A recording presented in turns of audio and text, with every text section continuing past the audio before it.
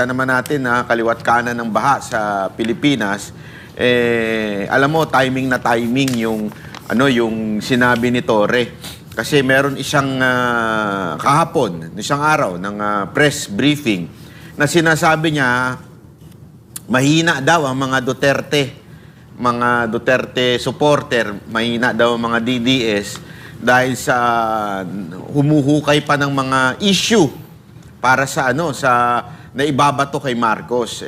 Isa nga sa kaninang in-upload ko, sabi ko nga doon, hindi na natin kailangan maghukay dahil langit na mismo ang nagpapatunay na matindi ang korupsyon na nangyayari sa ating gobyerno. Makita nyo naman kaliwat kanan ng baha, and yet, tingnan mo naman ang kanyang pronouncement last year sa SONA, di ba? Imaginein mo, sasabihin niya sa SONA, 5,500 ang flood control project. Last year yun. O, sabihin na natin hindi totoo yun. Di sana pwede mong na-correct yun in 1 year. Hindi mo pa rin na-correct. Magsosona ka na sa Lunes. Ganun pa rin. Ano masasabi nyo dyan, mga partner? Ako, ito kay Torre. Ang problema dito sa mamang ito, pinapasok niya hindi niya trabaho eh. Pansinin niyo yung mga interview niya, very concerned siya sa mga DDS. Yan, dinediretso niya, sabi niya, dediretsohin ko na kayo yung mga DDS diyan, naghuhukay na kung ano-ano. Ang trabaho mo, Torre, hindi yung narrative. Kasi ang inaayos niya yung narrative. Sabi niya, ganyan ang mga DDS, sinuhukay pa kasi ganyan ang narrative. Pero siya ang pinoprotektahan niya narrative. Ang ayusin mo, yung peace and order. Yung droga sa Pilipinas, ang ayusin mo. Hayaan mo na yung narrative kay Claire. Siya na nga ang tagapagtanggol, siya na nga ang tagapag-build up ng imahe ng presidente, kaya nga banat siya ng banat kay Duterte. Bilang pulis, hindi mo na trabaho yung narrative. Trabahuhin mo yung kalsada. Siguraduhin mo walang adik. Kasi sinasabi niya na yung about sa Chinese na pinag-iingat ang mga Chinese students, no? Karapatan nila yun. Iingatan nila yung kanilang mga citizens, yung kanilang tao. Normal yun. Pinagmamalaki pinag-aano niya na hindi naman mga Pilipino mga Chinese ang nag-aaway. Alam mo, parehas kayo ni Claire na kayo palibasa kay Claire, sasabihin niya, may peace and order, mapayapa ang kalsada dahil paglabas niya ng bahay, walang nagsasaksakan. Baka naman sa first class subdivision o first class condominium niya nakatira, normal, walang nagsasaksakan. But it doesn't mean walang nagsasaksakan. Paglabas mo ng bahay, ibig sabihin mapayapa ang Pilipinas. Hindi po ganon. Sayang po yung pondo nyo sa intelligence kung ang mga sinusubaybayan nyo lang yung mga makaduterte. Subaybayan nyo yung kapayapaan ng Pilipinas. Hindi porket may mga nag-aaway na Chinese, yun na yung kabuuan. Hindi natin maitatanggi. Kahit po siguro grade 2, alam ang kalagayan ng Pilipinas ngayon magulo. Hindi po mapayapa. Bayolente po sa labas. No? So, wag mong problemahin, wag mong trabahuhin yung hindi mo trabaho. Kasi yung trabaho mo nga, hindi mo maayos So, focus ka ron. Focus ka doon. Jay. Torre, siguro unahin mo muna yung problemahin yung mga droga na lumulutang sa dagat ba't walang mga drug lord. Yun.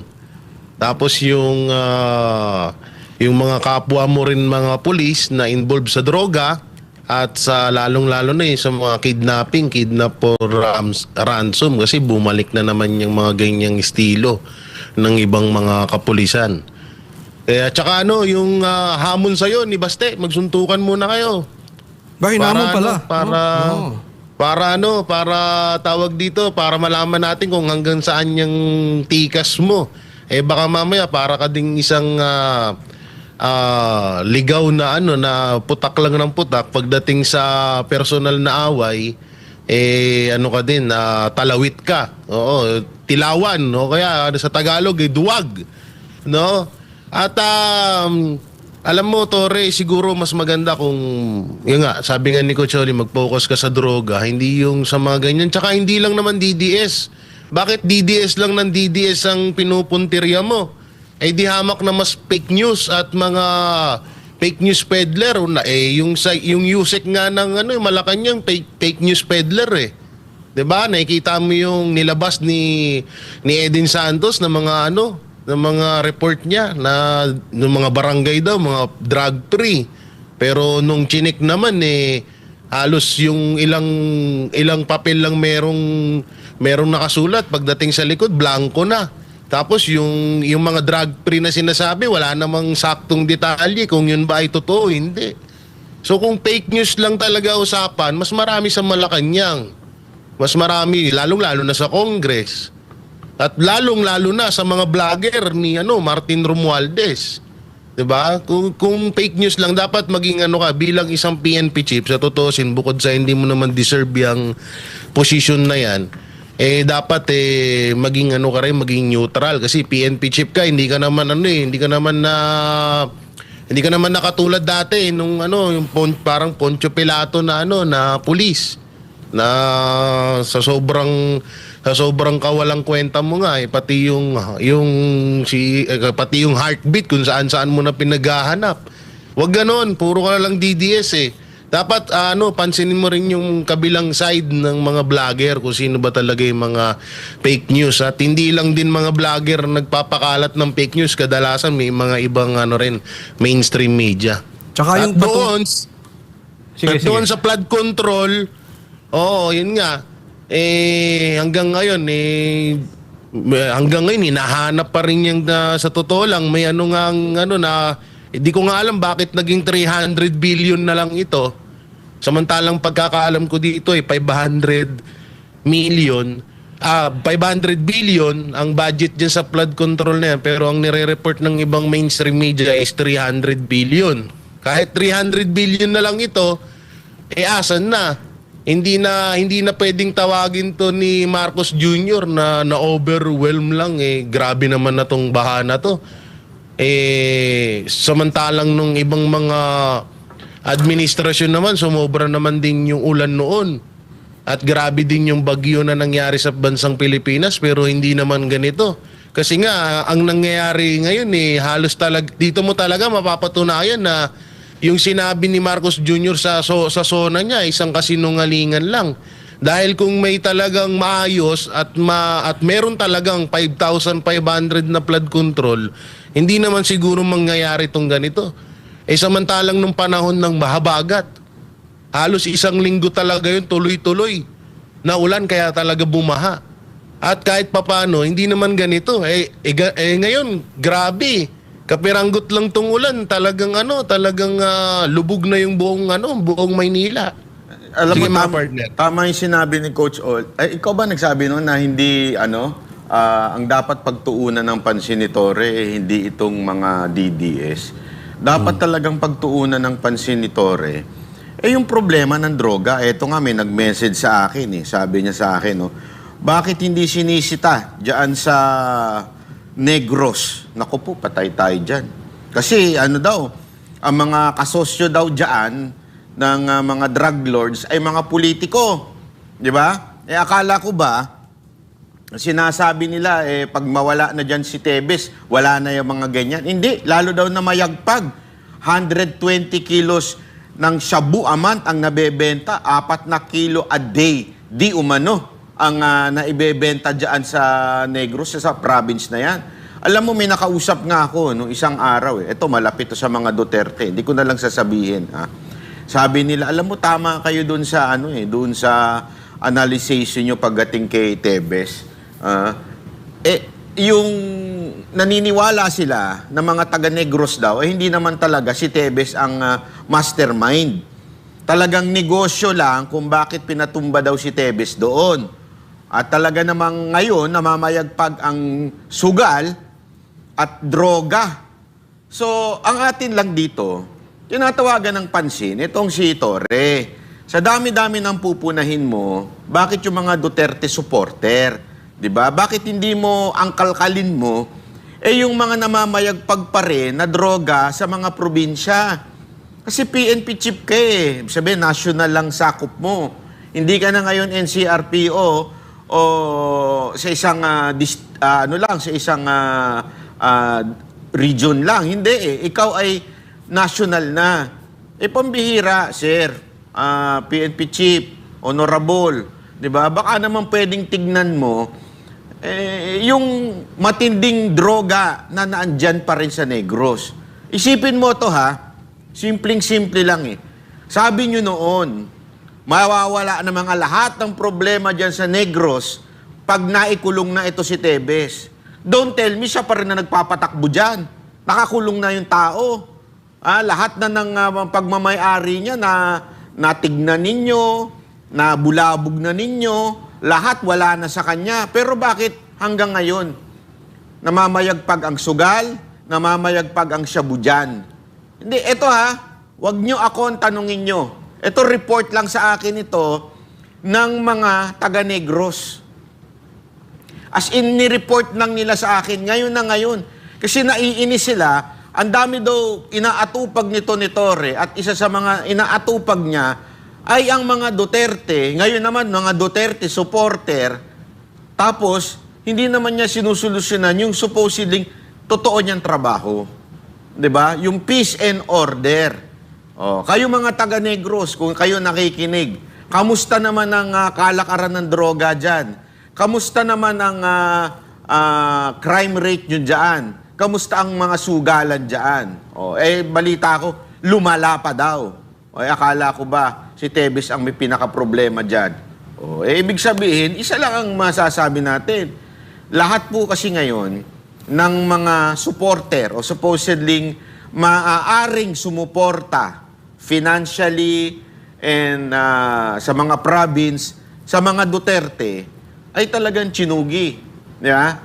Kasama na nga dyan si Pastor Kibuloy. Di ba? Ngayon nga, pinag-iinitan na itong si Atong Ang. Again, wala po tayong issue kay Atong Ang kung mabuti o masama. Hindi yan ang issue. Kaya lang, makikita nyo naman sa angulo ngayon, kinokonek na naman sa mga Duterte. At alam natin na medyo nung panahon ni Pangulong Duterte, nakikita yun si Atong Ang. So sinasabi nila, sabi ho nila yan na supporter daw financially. Hindi kaya baka kaya ginigipit siya ngayon para yung kung anumang pananaw nila na tutulong kay BP Sara Duterte sa 2028, kailangan ng katayin ngayon pa lang. Yun ang nangyayari ata sa ngayon. Hindi ko alam pero parang ganun ang datingan eh. Madagdag ko rin, Banat Bay, yung sinabi ni Torre na paghuhukay. Of all people, Torre, ikaw ang walang karapatang manumbat ng paghuhukay. Kasi naghukay ka dyan. Sa KOJC, naalala mo, illegal po yung ginawa mo dyan. Ikaw ang kauna-unahang Pilipino naghukay sa isang simbahan. So, wala kang authority magsalita about hukay-hukay. Kayong dalawa nitong si Risa, parehas kayong walang karapatang magsalita about sa paghuhukay.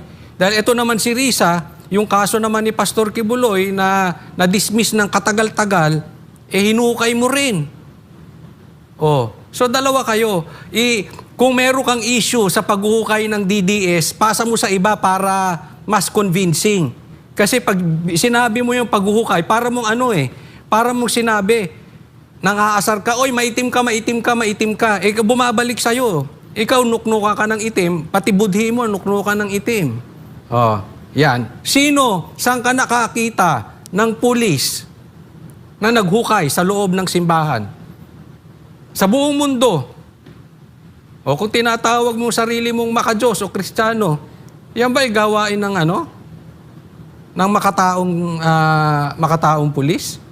'Di ba? Hindi porket hindi ka member ng isang reliyon, binabastos mo. So, pass. Hard pass sa'yo pagdating sa issue ng paghuhukay. Kaya nga, binanatan yan ni Baste. Napanood mo ba yung si paring Baste mo, Jay? No. Ano sinabi ni Baste? Sige nga, kung napanood mo. English You are nothing, sabi niya. Di ba?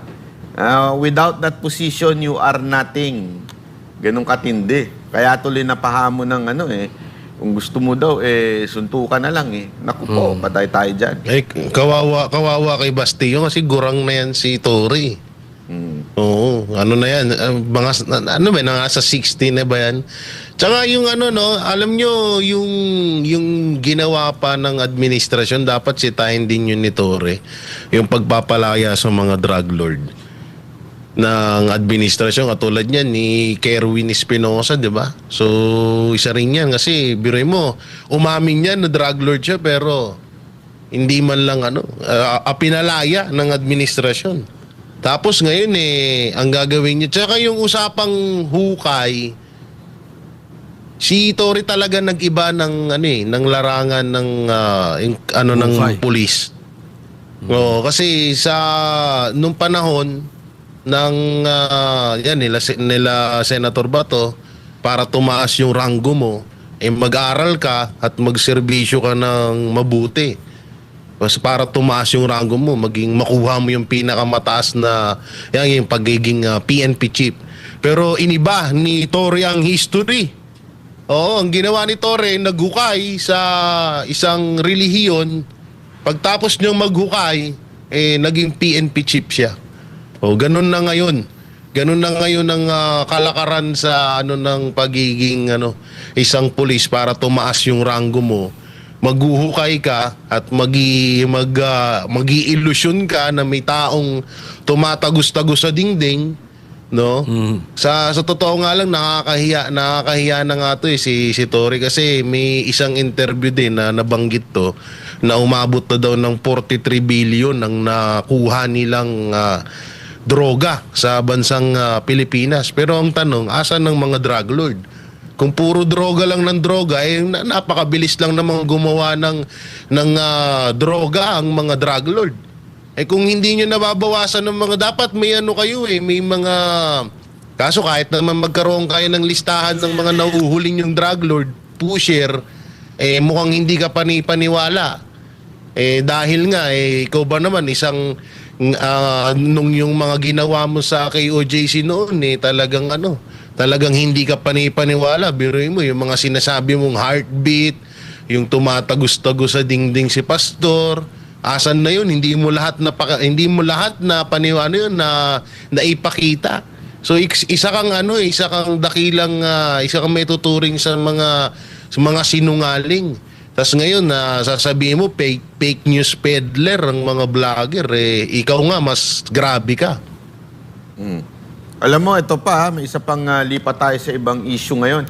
Isang makabuluhan at pinag-isipang legal na hakbang ang nilatag ni Atty. Israelito Torion, ang legal counsel ng PDP, sa isinasagawang Free Duterte Now prayer rally sa Cebu upang magkaisa sa pagkilos sa legal na paraan. Uy, akala ko ba walang ginagawa yung mga tao dito sa Pilipinas? Meron pala Di ba? Ito si Atty. Torion, na paraan ng mga Pilipino upang at huwag magkanya-kanya. Yan ang balita ni Charmaine Balagon. Sa harap ng libu-libong taga-suporta ni dating Pangulong Rodrigo Duterte, inilahad ni Atty. Torion ang detalyado at komprehensibong legal strategy upang matiyak ang ligtas at maayos na pag-uwi ni Tatay Digong sa Pilipinas. Isang mahabang PowerPoint presentation ang bumulaga sa mga Duterte supporter sa Free Duterte Prayer Rally sa Lagtang Gym, Talisay City, araw ng Sabado, Hulyo 19. Tahimik at seryoso pinakikinggan ng timeline sa bawat senaryo kung paano nagsimula ang sapilitang pagpuslit kay dating Pangulong Rodrigo Duterte patungong The Hague, Netherlands, at sa buwatang pagsuko sa kanya sa International Criminal Court. Malinaw na ipinaliwanag ni Torion sa mga Cebuano ang mga legal na paraan upang maisulong ang muling pagbabalik ni Tatay Digong sa Pilipinas. I made a very detailed presentation. I was requested yesterday, to come up with possible legal remedies in order to ensure that PRRD would be able to go home. So, nag-meeting gayon ko kay para makahibalo ang katauhan, they will be guided as to what will be our courses of action. Kaya nagkalandrakas lang, makita nimo sa mass media, naglain-lain ang gihimo sa atong ubang kauban, usahay, dili magka-coordinate. So, ang akong nasabtan sa instruction sa kuha is we should have a coordinated action plan. And the coordinated action plan should have clear legal basis. O itong ako itong giusa-usa kay parang atuang tanang movements sa tanang naghigugma, lahat po na nagmamahal kay Tatay Digong would be coordinated in such a way that they would surely achieve the desired purpose. And that is to bring home Tatay Digong. Ipinunturo ni Attorney Torion na hindi sapat ang rally at sigaw kung walang konkretong plano. Aniya, malayo ang ICC na nasa Netherlands, kaya kahit anong sigaw ng mga Pilipino, walang epekto kung hindi ito dadaan sa legal na proseso.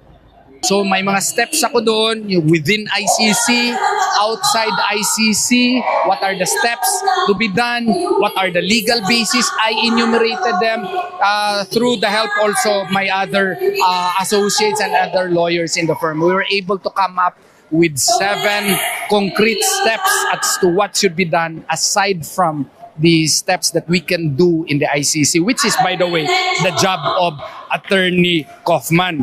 Pero after Attorney Kaufman, anong pwedeng gawain natin? Pwede naman sa ibang mga agencies yung ma-enumerate ko, UN Human Rights Committee, UNWGAD, doon po sa regional institutions, ASEAN, Intergovernmental Human Rights Council, no?